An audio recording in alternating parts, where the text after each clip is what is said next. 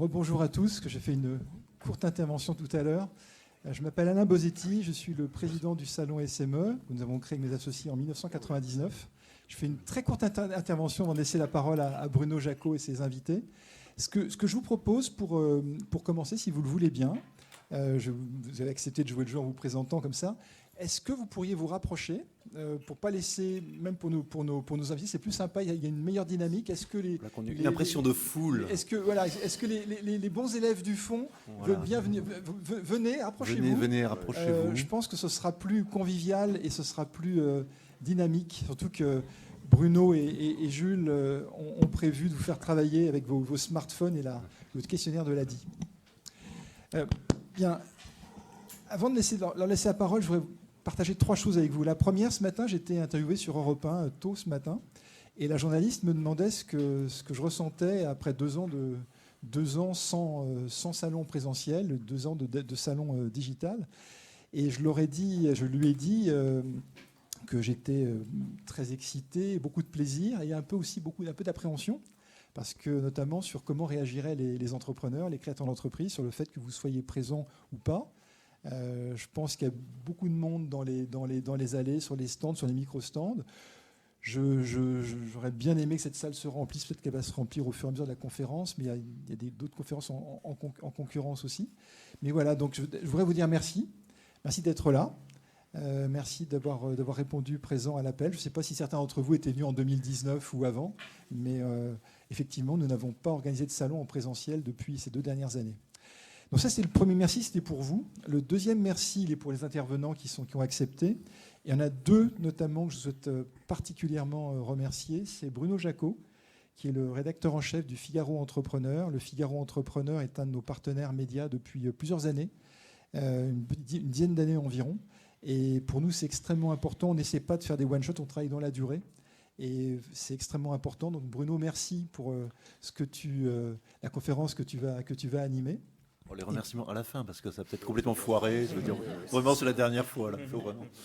Je ne pense pas que ce soit la dernière fois. Et puis vous savez, je ne sais pas si vous notez, mais quand notamment les Américains gagnent à Roland-Garros, ou une Américaine ou un Américain, ou même lorsqu'ils gagnent dans les tournois de tennis, et les Français le font rarement, mais les joueurs de tennis, ils remercient les sponsors, ils remercient les parrains.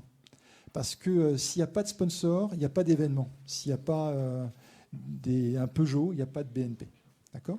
Et je voudrais remercier Philippe Cornu, qui est le directeur du marché des professionnels du Crédit Agricole, qui est le parrain de cet événement, de cette conférence, parce que sans Philippe Cornu, son équipe et le Crédit Agricole, il n'y a pas de salon. Et pour nous qui avons... Vous avez peut-être été impacté par la crise sanitaire, notre chiffre d'affaires 2020 a été divisé par 8 par rapport à celui de 2019. Parce que le salon 2020 a été annulé une semaine avant sa tenue. Donc on a eu 100% des coûts et quasiment aucun revenu. Et voilà, donc sans les parrains, sans les partenaires du salon, vous pouvez voir, partenaires médias ou partenaires comme le Crédit Agricole, le salon n'existe pas. Et Philippe, merci pour ton soutien. Voilà, je vous laisse avec Bruno et sa brochette d'intervenants. Je vous souhaite une très fructueuse conférence. Bruno a souhaité innover et donc vous allez être mis à contribution. C'est pour ça que je suis venu vous demander de vous présenter parce que vous allez également interagir avec lui. Merci beaucoup, très bon salon. Et puis si vous aimez cette conférence et le salon, dites-le, partagez-le sur vos réseaux sociaux. À bientôt. Merci Alain. Donc bonjour à tous, cette fois officiellement. 2 petites annonces légales avant de se jeter à l'eau. Donc, les conférences sont enregistrées en audio et donc elles peuvent être réécoutées sur le site du salon dans les prochaines semaines, elles seront mises en ligne. Et bien sûr, si vous avez aimé cette conférence à la fin, n'hésitez pas à le clamer avec le hashtag Salon SME et puis sur la page Facebook du salon. Voilà, donc devenir entrepreneur, ce n'est pas seulement se déclarer prêt à prendre des risques, à travailler comme un forcené, à oublier les 35 heures, à sacrifier sa vie de famille, à être passionné, etc. La vraie question à se poser, finalement, je le vois au fil des enquêtes qu'on peut faire, des articles qu'on peut écrire, c'est finalement, est-ce que j'ai le bon profil, est-ce que j'ai le bon caractère, est-ce que j'ai les bonnes aptitudes un peu naturelles. Alors, il n'y a pas de profil type pour devenir entrepreneur. En fait, la réussite de votre future entreprise, en fait, repose sur une combinaison de facteurs et non pas sur un seul. Donc, il y a votre personnalité, votre talent, vos compétences, votre expérience, votre motivation et bien sûr les objectifs que vous poursuivez. Donc être entrepreneur, c'est finalement être une sorte de cocktail un peu psychologique, un cocktail de personnalité. Alors pour y voir plus clair, je vous propose de faire le test très rapide que l'ADI a mis au point. Donc l'ADI qui est l'association pour le droit à l'initiative économique, on en parlera tout à l'heure. C'est un test assez rapide qui, en quelques questions, alors, ça va vous dire, non, finalement, vous ne pouvez pas être entrepreneur, vous pouvez l'être. L'intérêt de ce test, c'est qu'il est plutôt dans la nuance, donc il y a plusieurs points il vous permettra de voir quels sont vos points forts si vous désirez entreprendre, et il pointera aussi vos points non pas faibles, mais d'amélioration. Donc c'est vraiment un outil d'aide plutôt qu'une sanction en disant, ben voilà, après le test, c'est oui ou non. Donc voilà, je vous invite vraiment à le faire et on pourra partager ensuite. Moi, je l'ai fait. Je ne vous donne pas les résultats tout de suite parce que, bon, mais vous verrez, vous allez vite vous douter du résultat que j'aurais pu avoir puisque je ne suis pas entrepreneur. Voilà. Donc nos 4 invités, je leur ai demandé également de se livrer à cet exercice et ils nous donneront leurs impressions. Donc nos invités, Philippe Cornu, donc directeur des marchés des professionnels au Crédit Agricole, comme l'a rappelé tout à l'heure Alain Vosetti. Julien Blanc, qui est directeur territorial de Seine-Saint-Denis Sud de l'ADI, donc l'association pour le droit à l'initiative économique, qui aide effectivement des porteurs de projets à se lancer et qui justement pour essayer, Julie nous expliquera tout à l'heure pourquoi effectivement ce test est utile également à l'ADI et non pas simplement aux entrepreneurs. Lucille Grenzinger, qui est cofondatrice de Blast et également fondatrice de Patron, donc elle va nous expliquer peut-être tout à l'heure en quoi consistent ces 2 activités.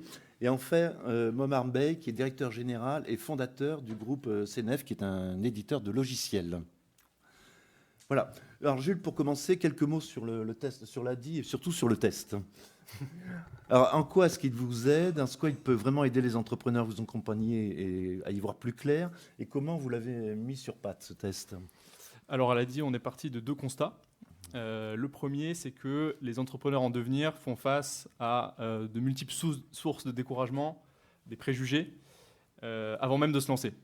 Le deuxième constat, c'est que le profil de l'entrepreneur, pour nous, c'est absolument clé dans l'étude d'un dossier de financement, puisque c'est ça qu'on fait à l'ADI, et que donc le profil va être plus important que le projet.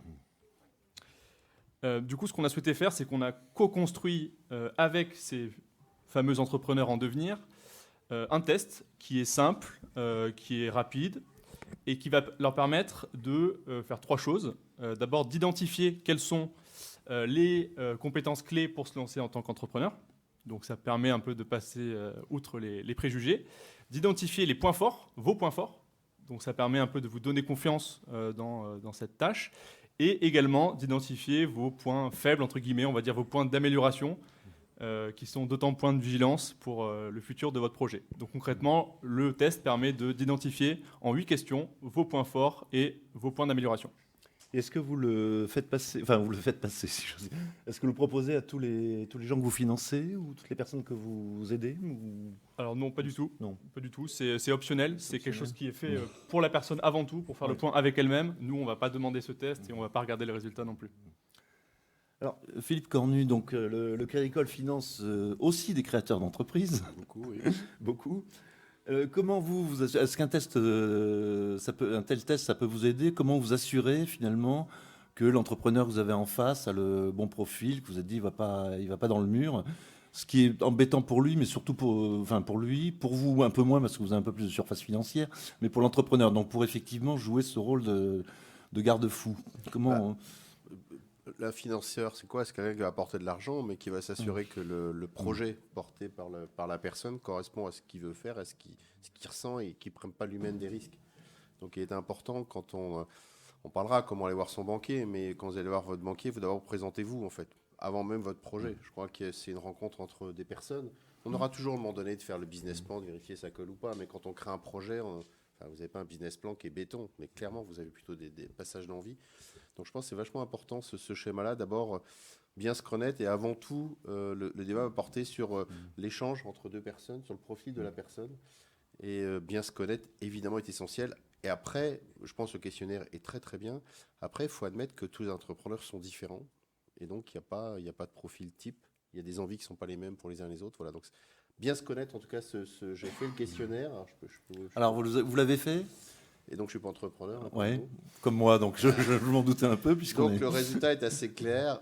Je suis un cartésien qui avance avec l'envie, ce qui est déjà pas mal, mais qui m'interdit de finalement prendre des risques pour devenir entrepreneur individuel. Voilà. Donc le case va bien. Mais j'espère que je vous transmettre cette envie, parce que c'est l'envie d'accompagner les autres, finalement, à un moment donné, qui peut aussi, qui me porte. Merci. Alors, Lucille, 2 mots sur vos multiples activités, enfin vos 2 activités. Il y a Blast, donc qui est un parcours, une salle de parcours à Pantin. Tout à fait. Une autre patronne, je ne sais pas trop comment. Je vais vous l'expliquer. Voilà. Déjà, je voulais vous dire que je suis vraiment ravie d'être là, parce qu'on va se le dire tout de suite, moi je suis une entrepreneuse passionnée, et du coup dans la passion, il y a l'envie de transmettre et de vous emmener un petit peu dans cette passion, donc vraiment ravie d'être face à vous aujourd'hui. Donc moi j'ai créé Blast, j'ai cofondé Blast, et vous verrez c'est important le fait d'être 2. En 2019, Blast c'est une salle de parcours d'obstacles inspirée de Ninja Warrior, qui est une émission sur TF1, et le parcours avec un K, le sport des Yamakasi, vous savez, ces gens qui font des acrobaties dans la rue.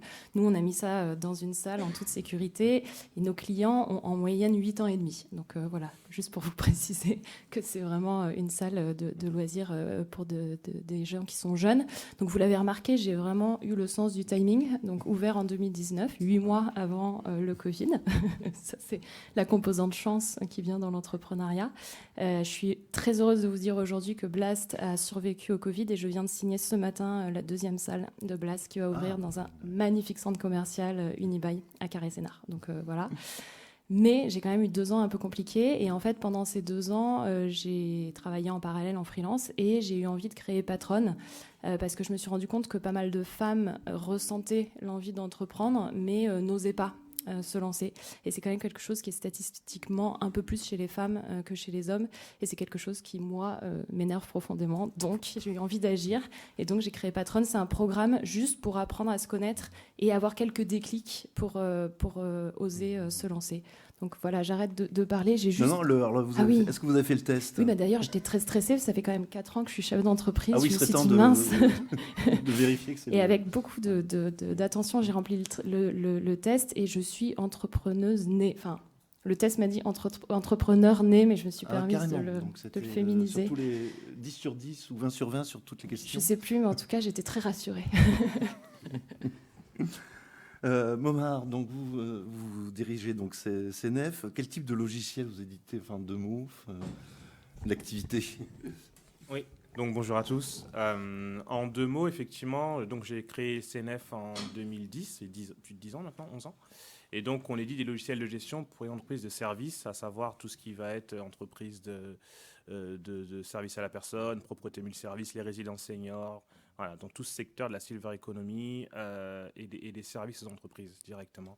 Et c'est les ERP du coup intégrés en mode SaaS qu'on développe. Alors, est-ce que vous avez fait ce test et qu'est-ce qu'il donne? Est-ce que vous avez finalement, rétrospectivement, pouvez-vous dire, j'ai eu raison de me lancer, le test me dit que c'est bon? Alors le test dit que j'ai été touché par la fée des entreprises à ma naissance. Donc jusqu'ici tout va bien, je peux continuer. Non, effectivement, de toute façon, je pense que c'est la fibre entrepreneuriale, des fois, on l'a très jeune et on sait qu'on a envie de créer quelque chose, on ne sait pas quand. Mais cette fibre, comment vous la sentez ou comment elle se manifeste finalement Vous, à quel âge vous vous êtes dit, tiens, un jour, je vais créer ma boîte? Je pense à partir de vers 21, 22 ans, en fait, dès qu'on rentre dans le monde du salarié, en fait, on se rend compte qu'on n'est pas toujours en adéquation avec l'entreprise dans laquelle on travaille, même si on y est bien. Et donc, on se dit qu'un jour ou l'autre, je pourrais me lancer et créer quelque chose pour développer mes propres idées à ma façon, à ma manière. Et du coup, vous l'avez fait à quel âge? J'ai eu une première expérience à 24 ans. Voilà. Après, je faisais en parallèle en étant salarié, parce que souvent, quand on se lance, des fois, on fait les 2 en parallèle. On reste salarié et on crée en parallèle, parce qu'il y a une peur, évidemment. Hein, c'est pas simple. On quitte pas tout du jour au lendemain en disant ça y est, je me lance. Et après, je me suis lancé définitivement à 100% quand je suis rentré en France, comme je travaille à l'étranger, donc à partir de 30 ans. Vous, Lucille, quand vous aviez quel âge quand vous êtes lancée, vous avez été un peu salarié ou vous avez goûté aux chaînes du salariat Je devais avoir la trentaine, ouais. J'ai travaillé pendant 7 ans avant de me lancer, moi, en indépendante. Moi, c'était pas évident pour moi depuis toujours, l'entrepreneuriat, parce que j'ai grandi dans une famille où ma maman était fonctionnaire et mon père a fait 40 ans de carrière dans la même entreprise. Donc, c'était vraiment pas valorisé chez moi, l'entrepreneuriat. Au contraire, je pense que ça les inquiétait énormément. Et en fait, c'est une révélation que j'ai eue en faisant un stage qui était un stage super à la Défense, à la direction stratégique de Saint-Gobain, où mon chef, à la fin du stage, m'a dit « Ouais, c'était super, mais... » tu devrais réfléchir à l'entrepreneuriat. A priori, la notion de hiérarchie ne devait pas très bien marcher sur moi. Donc voilà, ça a été une révélation qui est venue de l'extérieur.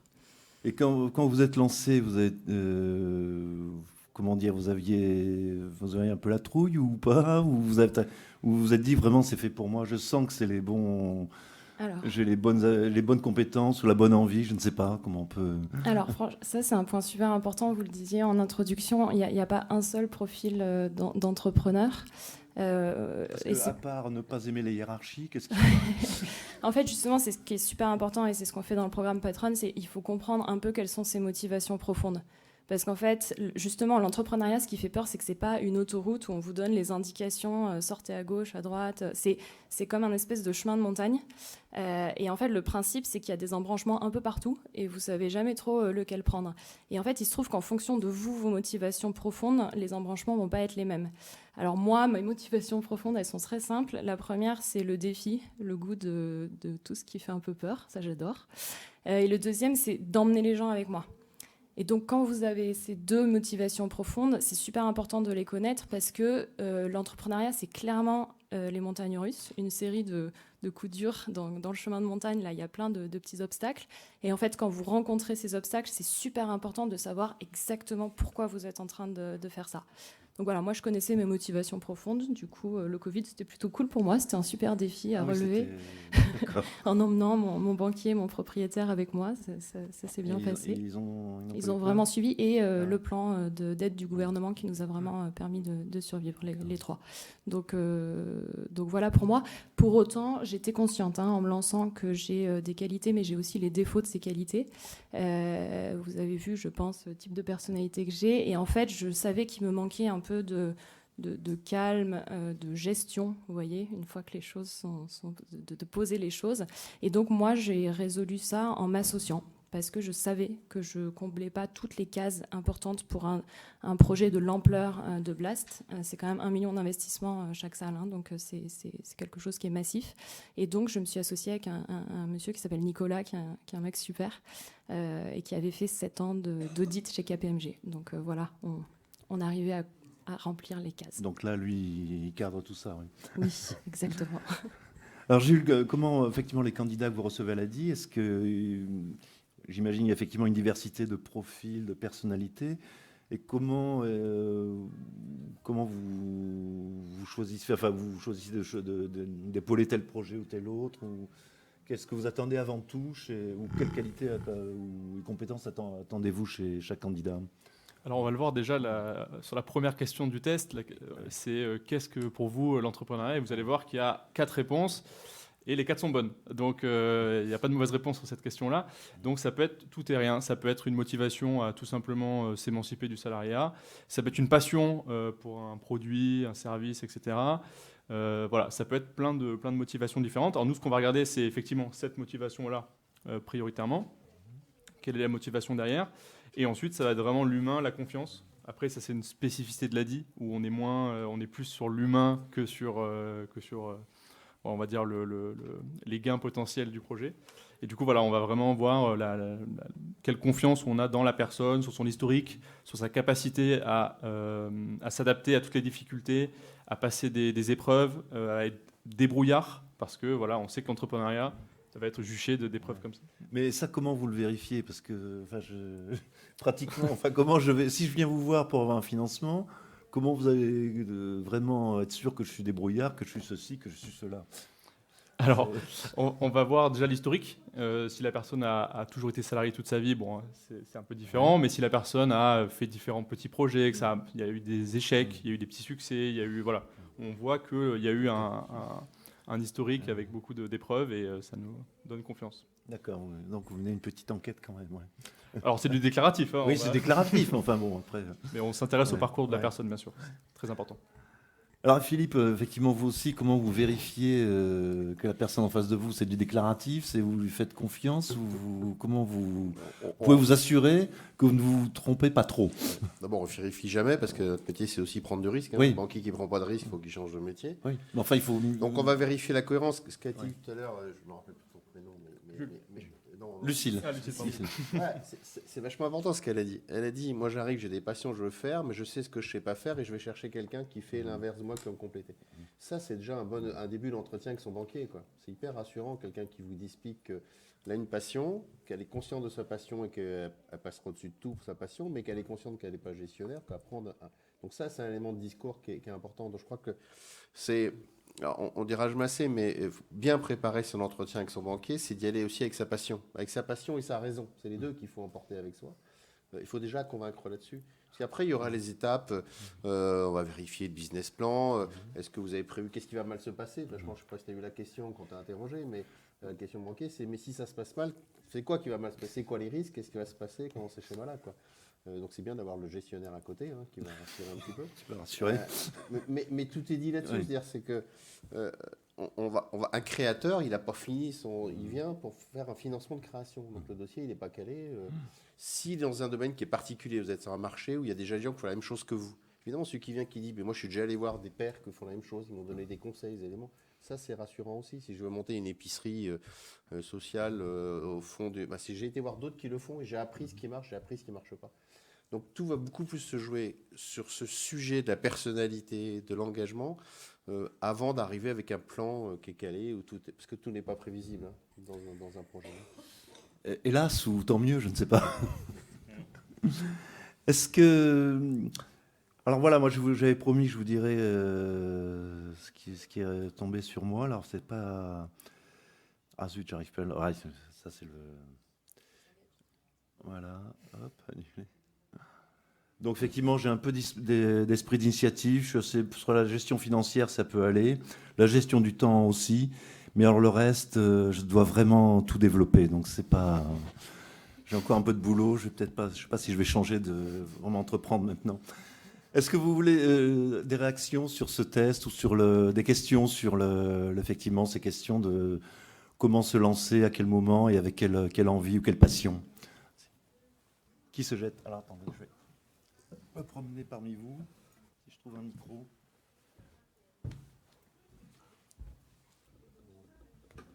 Il y en a là. Ah, il est là, pardon, parfait.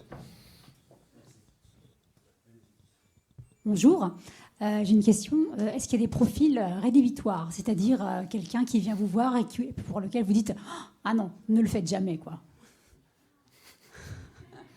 Je sais pas, des attitudes, des... un service à rendre à la personne. Oui, voilà.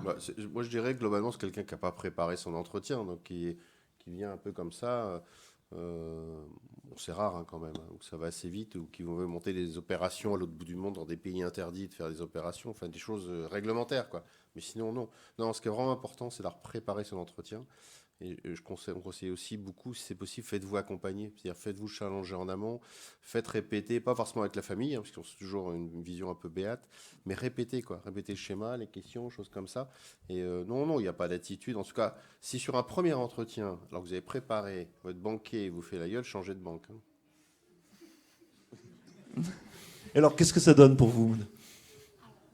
Moi, je suis vraiment au tout début. C'est juste... Non, moi, c'est... Ah oui, entrepreneur né. Est-ce que je peux y aller? C'est bon sang. Oui, bonjour. Je voulais juste prendre un peu de recul sur le test, parce que quand on fait le test, on a un résultat, mais combien de profils peuvent sortir de ce test-là? Et est-ce qu'on peut avoir un peu une idée des résultats des voisins, quoi? Qu'est-ce qu'on a comme résultats? Merci. Alors, de mémoire, il y a 3 résultats possibles. Il y a vraiment le top du top, entrepreneur né. Il y a graine d'entrepreneur. Donc là, il y a des bons points, mais il y a quelques petits points d'amélioration. Et il y a entrepreneur à tout prix avec un point d'interrogation. Ah, donc là, il faut se méfier. Voilà. Bon. D'accord. Oui, pardon.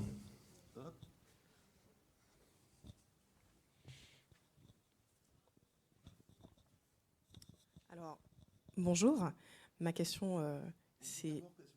Oui, j'ai fait le test. Alors, moi, c'est entrepreneur dans l'âme. Donc, j'ai un point à développer et je m'adresserai à Lucille Grenzinger. Donc, pour patronne, justement, qu'est-ce qui est proposé aux femmes, puisque je suis dans le cas, avec mon test, justement, pour pouvoir améliorer et éventuellement envisager le partenariat que vous avez réussi? En fait, moi, je suis vraiment partie de ce constat que ça fait peur. Et je reprends toujours cette image du chemin de montagne parce que le sommet de la montagne, il paraît super haut. Or, le principe d'un chemin de montagne, c'est qu'on y va petit à petit et puis qu'en fait, ça finit par passer. Donc, en fait, donc, la première chose que j'ai faite, et vous verrez, c'est le conseil que je vous donne, je suis allée parler à des femmes qui étaient dans cette situation. Et je les ai écoutées. Et qu'est-ce qui bloquait, en fait? Et donc, moi, au début, j'avais prévu un programme de méthodologie. Et finalement, je me suis rendu compte qu'il y avait aussi besoin de coaching, en fait. Donc, en fait, j'ai fait un mix à 50-50 entre du coaching et de la méthodologie parce que le coaching, on étudie deux choses. Quels sont les freins? Et ensuite, quelles sont les motivations profondes? Comme ça, au moins, on se comprend, on se connaît mieux. Et la partie méthodologie, c'est magique parce que quand ça paraît si flippant et si difficile, en fait, en vous donnant des petites... en fait, il y a des étapes qui sont super importantes de suivre et qui sont quand même un peu toujours les mêmes, quel que soit votre projet. Et quand on vous donne ces petites étapes, en fait, là, ça devient plus facile. Par exemple, si moi, je vous dis la toute première étape, c'est de réseauter et d'aller rencontrer des gens du secteur qui connaissent ce secteur et d'aller rencontrer vos futures clientes et vos futurs clients. En fait, un truc qui vous paraissait super compliqué, non, là, vous commencez à prendre votre téléphone, à appeler les amis d'amis qui sont dans le secteur ou les gens qui pourraient être vos clients. Et là, ça devient super simple. Et vous enchaînez ces rendez-vous. Donc, en fait, voilà, il y a quelques étapes à suivre et je vous assure qu'en réalité, c'est faisable et c'est facile. Merci. J'espère que ça répond à votre question. Ça répond à la question, merci. Si on est chez vous en banque et qu'on vient avec le projet et que vous faites la tête, donc on doit vraiment changer. Ah bah oui, parce qu'il faut considérer le banquier comme un partenaire. En fait, dans votre projet de création, il faut vous retrouver des partenaires, quels qu'ils soient, en fait, clients, fournisseurs. Et donc, le banquier, si vous considérez qu'il ne se positionne pas vis-à-vis de vous comme un partenaire, ça ne marchera jamais. Ça marchera jamais. Peut-être juste pour en dire aussi, ce qu'on conseille aussi, c'est de passer à des associations qui accompagnent. Alors, j'entends patronne, il y a aussi des structures comme Initiative France. Si vous arrivez avec votre banquier, vous avez déjà travaillé un petit peu, ce qui a été dit très bien, des associations de bénévoles qui accompagnent les créateurs. Sur moi, c'est le conseil que je vous donnerai aussi. Et je rejoins la question qui est posée. On travaille beaucoup avec Initiative France, Réseau Entreprendre Sens Active. Et cette question des femmes, elle est portée aussi par eux en disant, on observe ce que tu observes très bien. Donc ça, c'est un vrai sujet. Donc, échanger. Et il y a des gens qui sont là pour vous aider. Merci. Oui, j'arrive. Vous pouvez déjà attraper le micro qui est là, si vous voulez. Voilà. Merci à tous déjà. Moi, c'est Gatien Eclou. Ma première question, c'est pas... Le résultat du test avant. Ah, vous êtes entrepreneur dans l'âme aussi. Sinon, pas de question. Entrepreneur dans l'âme? Oui, entrepreneur dans l'âme. C'est bon, là, foncez. Ma première question à Madame Lucille. Comment vous avez choisi votre associé? Est-ce que vous vous connaissez avant ou vous avez déjà l'idée de l'entreprise, du business, avant de lui parler de ce projet? Ou c'est dans votre cercle d'amis, vous avez choisi votre associé? Je vous raconte mon parcours, mais encore une fois, il y en a 1000 différents. Moi, j'ai quitté mon entreprise, je savais que j'allais en créer une, mais alors je ne savais pas du tout quoi. Et j'ai commencé par faire un break de 8 mois où je suis allée voyager. Et en fait, je suis revenue, j'avais rien, une page blanche. J'ai écrit en haut ce que j'aimais, parce que quand on est entrepreneur passionné, il vaut mieux se mettre sur un secteur qui vous passionne, sinon ça ne marche pas très bien. Et j'avais écrit voyage et sport. Je me suis dit, bon, voyage, c'est quand même pas un truc d'avenir avec... des questions d'environnement, etc. Et donc, je me suis dit, bon, allez, sport, ça, c'est vraiment un truc qui, moi, me parle et qui, je pense, fait du bien à la société. Et donc, j'ai mis sport en haut de la feuille et j'ai activé cette première étape que je disais de réseautage. Et j'ai rencontré, mais vraiment, un nombre incalculable. Donc, je rencontrais une nouvelle personne tous les 2 jours, ce qui est intense. Et j'ai une astuce pour faire ça. Dès que vous rencontrez quelqu'un, vous lui demandez 2 autres contacts. Mais après, ça va très vite, vous verrez. Et en fait, j'ai rencontré mon associé comme ça, en réseautant. C'était un ami d'amis qui avait créé un site web. Il vendait des habits de sport en ligne. Et en fait, le e-commerce, il commençait à voir les limites avec les coûts d'acquisition qui étaient en train d'exploser. Et donc, il voulait quelque chose de physique. Donc, on s'est dit, on va faire une salle où lui, il vendra des habits et moi, je ferai faire du sport.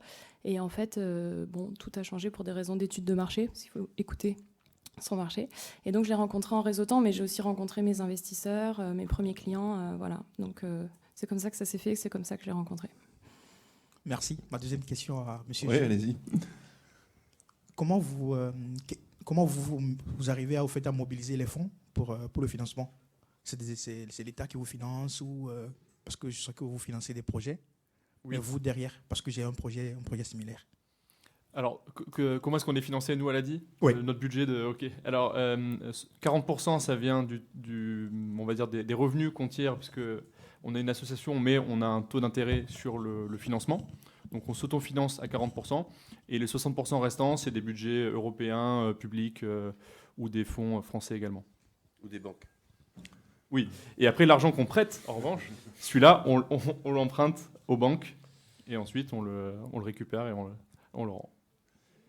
Momar, une question pour rebondir un peu. Vous, quand vous avez commencé, Lucille a expliqué un peu son parcours si j'ose dire, sans jeu de mots, de démarrage. Vous, comment ça s'est passé effectivement les premières étapes? Comment vous avez trouvé un associé ou pas? Vous êtes allé tout seul?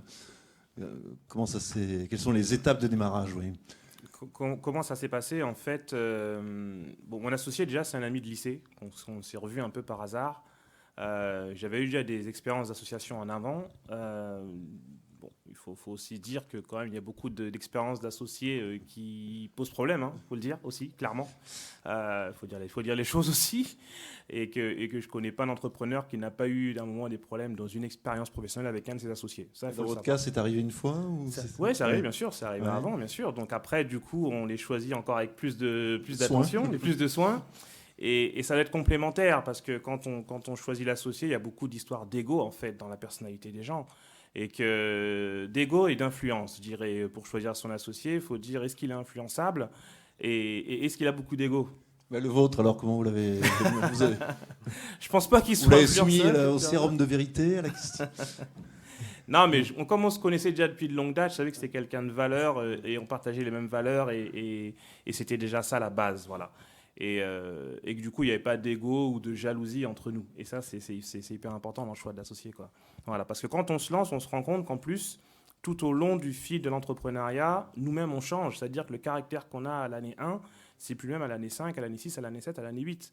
Donc même les caractères que ça demande et les forces que ça demande changent au fil de l'eau. C'est pour ça que tout à l'heure, vous disiez, il n'y a pas un entrepreneur type, effectivement, parce que dans le temps, le caractère des entrepreneurs doit changer.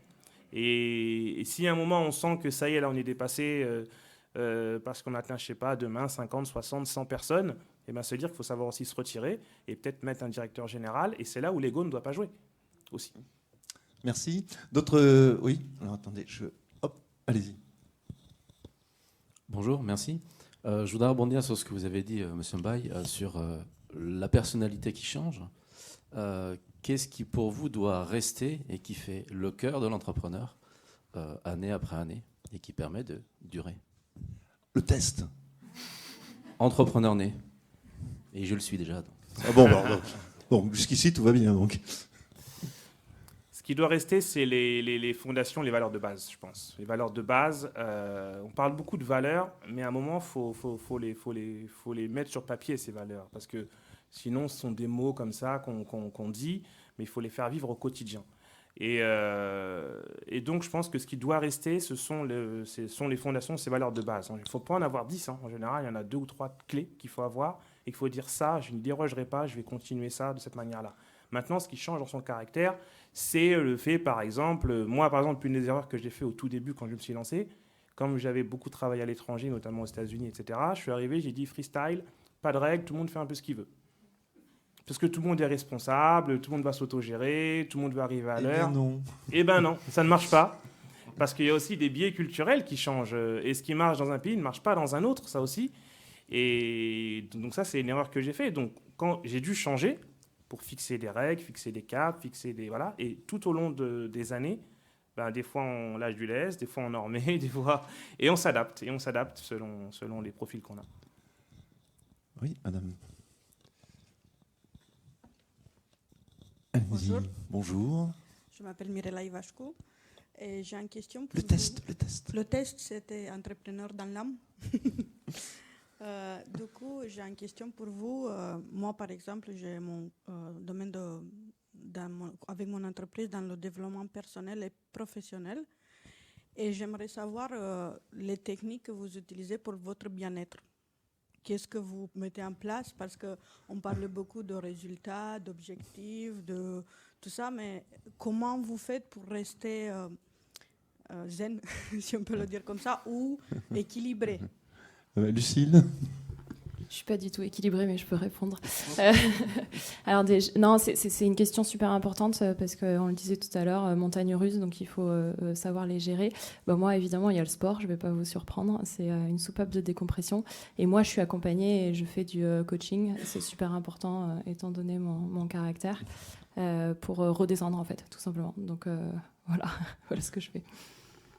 Et vous, Omar? Effectivement, c'est le sport, c'est les retraites aussi qu'on fait déjà. Moi, de manière perso, je fais tous les 2-3 mois, je m'enferme dans un hôtel pendant 3 jours et je parle à personne. Il y a des choses un peu radicales comme ça. Et puis après, c'est aussi de créer... moi, pour mon bien-être, c'est aussi être bien dans mon entreprise. C'est vrai que si j'arrive tous les matins dans mon entreprise et que je suis stressé ou que j'ai les salariés... qui sont derrière moi avec des couteaux prêts à me planter, ça ne m'intéresse pas. Et c'est ça qui crée aussi du stress. Et voilà. Mais donc le bien-être, c'est aussi l'ambiance générale de l'entreprise, le bien-être personnel. Hop, une question ici. Bonjour, j'avais une question au banquier. Le test. Ah, le test, j'ai des choses à améliorer financièrement. Ah, bon, c'est pas moi qui gère l'argent à la maison, du coup, ouais, ça va pas trop bien. Bon, c'est bon alors. Je voulais savoir si c'était une bonne idée de vendre ses biens pour se lancer dans une entreprise où il fallait plutôt faire appel à des investisseurs. Donc là, ça serait en fait un projet de reprise dans l'alimentaire, dans un supermarché. Donc il faut des fonds, donc on fait appel à la banque plus le franchisé, mais il faut aussi apporter pas mal d'argent. Donc vous, Lucille, par exemple, vous avez parlé d'un investissement à 1 million. Est-ce que vous avez vendu voiture, maison, tout ça, ou vous avez fait appel à des investisseurs? Et est-ce que le banquier, lui, ça le rassure si on vend ses biens, ou vaut mieux passer par des investisseurs? En fait, comme toujours, les extrêmes sont dangereuses. Le banquier va avoir besoin de voir votre engagement personnel. Donc moi, on m'a dit de ne pas le faire, mais ça n'est plus possible. Donc j'ai signé une caution personnelle que j'ai évidemment réduit à quelque chose de raisonnable pour moi, mais j'ai signé une vraie caution personnelle sur le prêt bancaire qu'on a fait pour la première salle, parce que c'était important. En fait, si le projet, mettons, plante et que Blast disparaît et ne peut pas rembourser la banque, il y aura une partie que moi, à titre personnel, Lucille, je vais rembourser. Voilà. Donc ça, je me suis engagée. C'était important évidemment pour le banquier qui voit que vous, personnellement, vous êtes engagé. Après, moi, je vous invite à faire très attention à ne pas mélanger votre patrimoine personnel et votre patrimoine professionnel. Quand on dit qu'on ne peut pas tout prévoir, moi j'ai eu un super exemple en 5 lettres, le Covid, pas mieux. Tout s'est effondré du jour au lendemain en fait. Donc il faut, et je ne l'avais pas trop fait à l'époque puisque j'étais assez inconsciente, comme vous pouvez le remarquer. Mais il faut protéger. Donc aujourd'hui, je fais très attention à bien séparer mon patrimoine personnel et professionnel. Faites-vous accompagner là-dessus. Tous ces réseaux qu'on cite depuis le début vous donneront de très bons conseils. Omar, sur ce point, vous... Ne pas le faire, jamais de la vie. Voilà, les réponses c'est simple. Pour le banquier, vous n'allez pas le rassurer en faisant ça, au contraire, vous allez plutôt l'inquiéter. Donc on va vérifier aussi d'ailleurs que votre capacité, parce que vous allez vous faire rémunérer ou pas. Dans la création, les premières années, vous n'avez pas gagné beaucoup d'argent. On est d'accord? Ce serait une reprise. Oui, non, mais ce que je veux dire globalement, dans l'acte de création, il faut forcément qu'on regarde cet aspect professionnel, privé. Parce que malheureusement, quand il y a un drame et que les deux sont mélangés, la situation est extrêmement difficile. Donc, non, vous n'allez pas rassurer le banquier en disant je vends tout. Il va vous demander de vous engager. Donc, si vous dites moi je veux de l'argent, je ne m'engage pas, ça ne marchera pas. Mais non, ça sera pas. C'est pas comme ça que vous aurez le banquier en disant je vends tout ce que la titre privé. C'est surtout que ça change en plus votre manière de manager au quotidien, je pense. Moi, pour avoir des amis qui l'ont fait, du coup, ça met une autre pression perso. Et du coup, au moindre problème, au moindre sujet, le niveau de stress est multiplié par 10. Parce qu'on sait qu'on a derrière un poids, en fait. Donc, c'est dans ce sens-là, il ne faut pas le faire, ou éviter de le faire un maximum, ou le faire dans une limite où on se dit, demain, au cas où je perds cet argent-là, où je dois le rembourser, je sais que ça ne va pas me mettre en péril, voilà. Mais les gens qui mettent qui mettent leur hypothèque, en maison en hypothèque, etc. La personne qui a 5 appartements et qui met un appartement en hypothèque. OK. Parce que les gens ne disent pas tout derrière. Quand les gens qui font ça, ils ne racontent pas tout ce qu'ils ont derrière en parallèle. Il faut voir l'ensemble du patrimoine pour avoir le vrai niveau d'investissement qu'ils font. Jules, sur ce point, Alors nous, à l'ADI, on fait des petits projets, hein, c'est Oui, maximum mais 12 000 euros. Donc, mais ça peut être un petit patrimoine, voilà, qui peut être engagé. Hein, c'est pas. Ouais. Oui, en tout cas, nous, on le demande pas. D'accord. Donc, ne vendez rien. Autre question? Ah, pardon. Voilà, allez-y. Alors moi, pour le test, j'ai eu graine d'entrepreneur. Et je pense que ça me correspond plutôt bien parce que j'ai vraiment cette volonté d'entreprendre. Mais alors, je n'ai aucun sujet dans quoi entreprendre. Est-ce que vous auriez des conseils pour développer l'imagination, la création, au-delà de tout ce qui est l'aspect technique de gestion de projet et d'entreprise? Alors, comment trouver la bonne idée, quoi, en quelque sorte? Ça, c'est la meilleure question. C'est ça. La bonne idée que personne n'a jamais eue, surtout. À 10 millions de dollars. Bon, si, déjà, si je vous donne l'idée, je devrais prendre 40% de votre entreprise, par contre. je vais contrebalancer en disant qu'il n'y a pas de bonne idée, il n'y a qu'une bonne réalisation. Moi, le seul conseil que j'aurais à vous donner, c'est partez quand même de qui vous êtes et de ce que vous savez faire. Donc, je ne sais pas si vous avez travaillé, si vous avez un secteur. Ne serait-ce que, par exemple, se dire, est-ce que je vends en B2C ou en B2B? Donc, est-ce que je vends à des consommateurs grand public ou alors est-ce que je vends à des entreprises? C'est deux mondes qui sont complètement différents. Donc, vous avez peut-être une appétence pour l'un ou pour l'autre. Et du coup, moi, les personnes qui vraiment, du coup, ne savent vraiment pas, le premier conseil que je donne, c'est le réseau.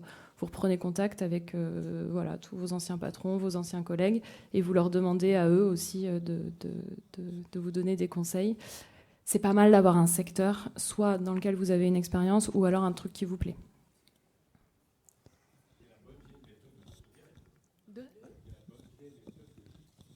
Oui, l'ikigai. Alors, allez-y. Le test.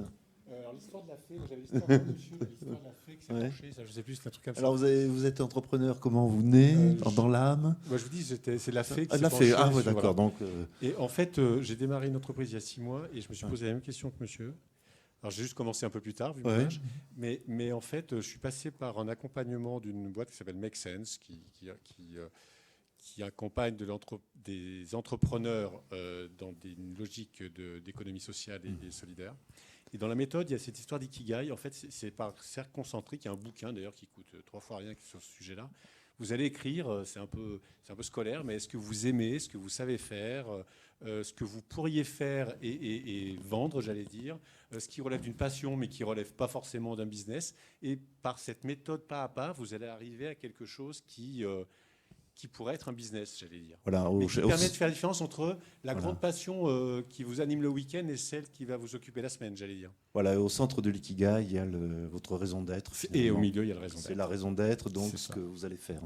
Après, il y a un petit schéma. Pas mal foutu, d'ailleurs. Oui, non, c'est un truc japonais, donc c'est. Pour compléter aussi, il y a aussi l'aspect quel type d'entreprise tu veux, en fait. Ça veut dire que est-ce que je veux une entreprise pour gagner de l'argent ? Est-ce que je veux une entreprise pour être épanoui et faire quelque chose qui me plaît? C'est quoi le but? Est-ce que je veux une entreprise pour dire je vais la revendre à Google dans 3 ans? La première question, c'est quel type d'entreprise je veux, je pense. Hop, attendez, je repasse par là.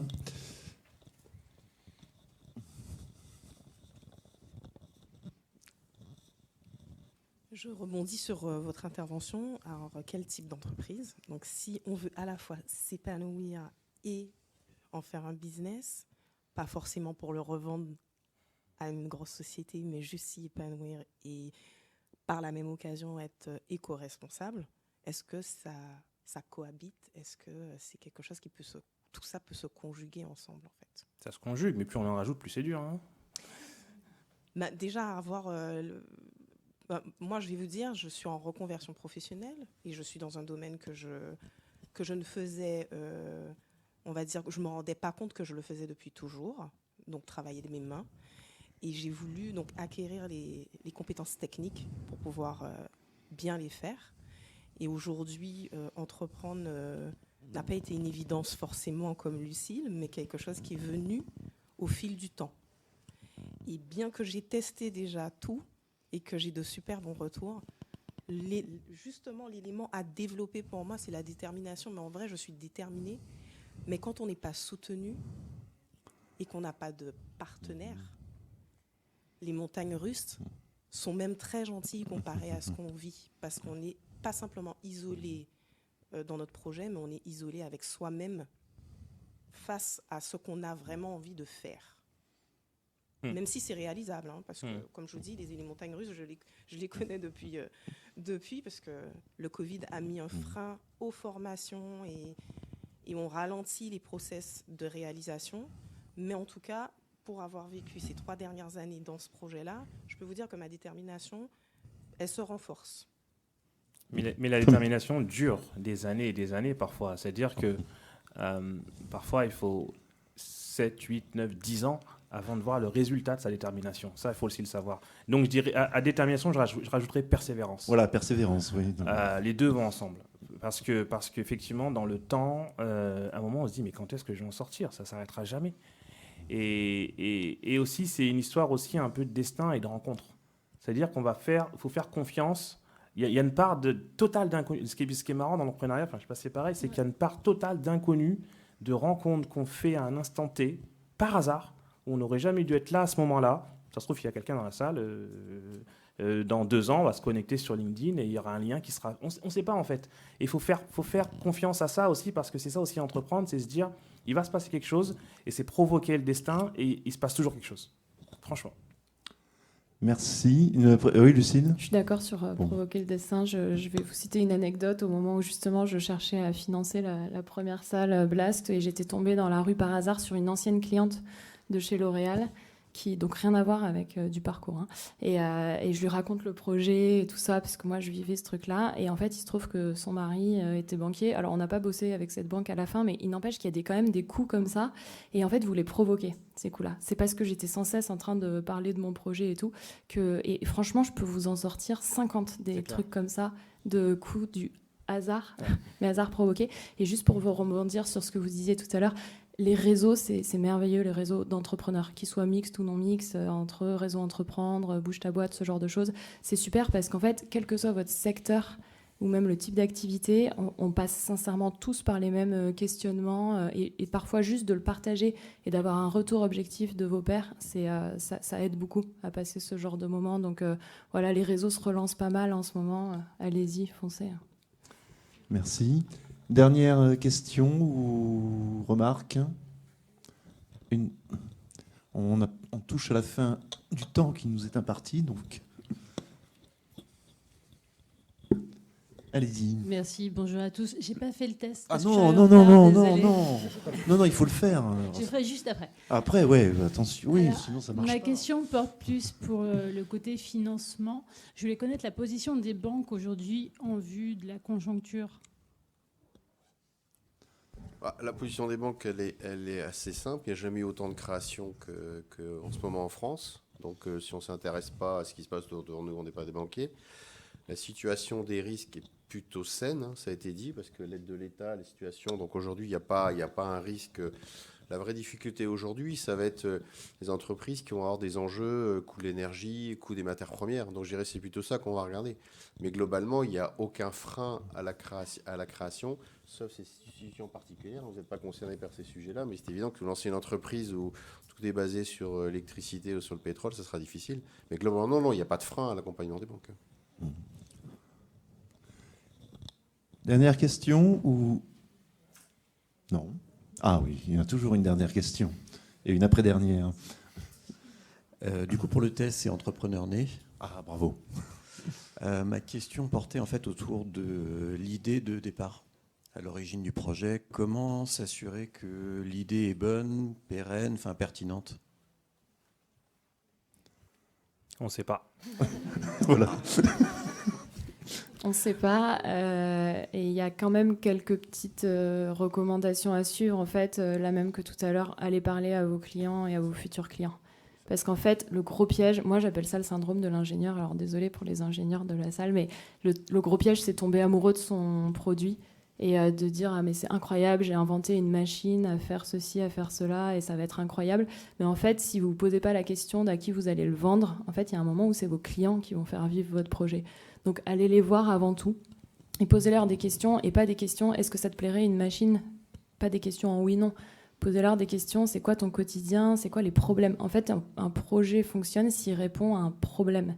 Nous, il répond Blast, ça peut paraître théorique sur une salle de loisirs, et pourtant, on répond aux problèmes terribles des parents qui doivent occuper leurs enfants terribles le week-end à Paris quand il pleut, quoi. Donc voilà, allez chercher quels sont les problèmes. Moi, j'appelle ça la chasse aux problèmes, là, au début d'un projet. Donc voilà, pas de magie. C'est toujours une prise de risque, c'est sûr, mais allez leur parler dès que vous pouvez. Et être capable de pivoter, comme on dit. Pivoter, c'est pas un mot, juste un mot, parce qu'on entend beaucoup ça dans le monde des startups, faut pivoter. Pivoter, c'est dans le sens réel de, on a une idée et finalement on se rend compte que le besoin est autre, ou bien le socle que j'ai développé pour ça, bah, je peux développer d'autres activités autour à côté qui vont peut-être être plus rentables ou autres. Donc il faut être capable de se remettre en question, et c'est là, ça fait partie des qualités de l'entrepreneur, c'est capable de se remettre en question et pas de se dire de toute façon j'ai raison, c'est moi qui ai raison, c'est moi qui veux. Voilà. Parce qu'on se rend compte que la société en fait ne marche pas comme nous. On a une manière de réfléchir, on pense que ça fonctionne de cette manière-là, mais en fait pas du tout. Et il faut être capable de se remettre en question. Voilà. Merci. On arrive au terme donc de cette conférence. Merci de votre participation à tous les quatre. Merci à vous tous de nous avoir écoutés et d'avoir fait ce test. Merci. Et on les applaudit bien fort.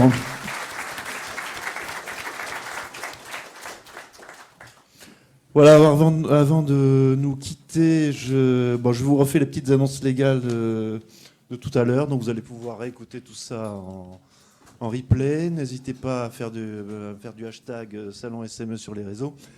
Et tout à l'heure, donc de 13h15 à 14h, vous avez une conférence sur « Avez-vous pensé à la franchise pour créer votre entreprise ?» Et ensuite, de 17h15 à 18h, « Communiquer en ligne efficacement pour convertir vos prospects en clients fidèles ». Voilà, merci beaucoup. Juste bon salon. Juste un dernier point. Demain, il y a une conférence sur le mentorat. Ouais, voilà, donc, à laquelle je participe l'après-midi, et parce que le mentorat aussi peut aider aussi les entrepreneurs à se développer. Donc voilà, avec le réseau mentorat demain après-midi. Voilà, parfait. À demain. Bonne journée, bon salon à tous. Merci.